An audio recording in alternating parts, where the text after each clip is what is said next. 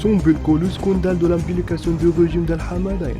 dans la planification et l'exécution d'attaques terroristes en Somalie a attiré l'attention des Somaliens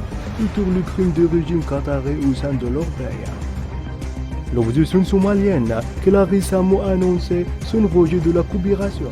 des présidents somaliens avec le régime d'Al-Hamadain,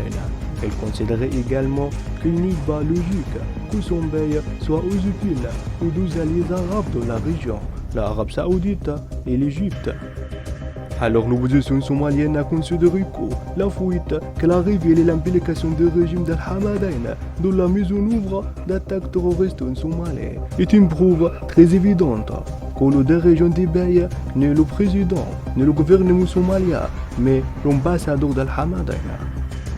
Si les relations entre les pays basent sur les intérêts communs du peuple, la stratégie du régime d'Al-Hamadain en Somalie renverse complètement cette tendance.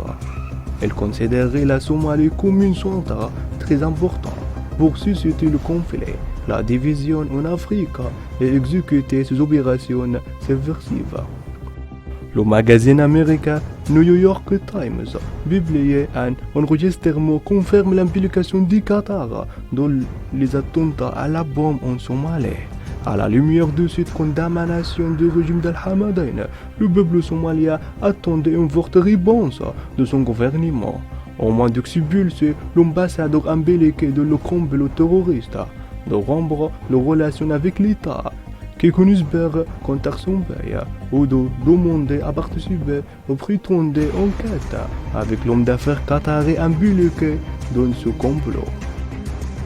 Mais le peuple somalien a été choqué par la déclaration du ministre somalien des Affaires étrangères, selon laquelle le gouvernement de son pays était satisfait de la déclaration du gouvernement qatari,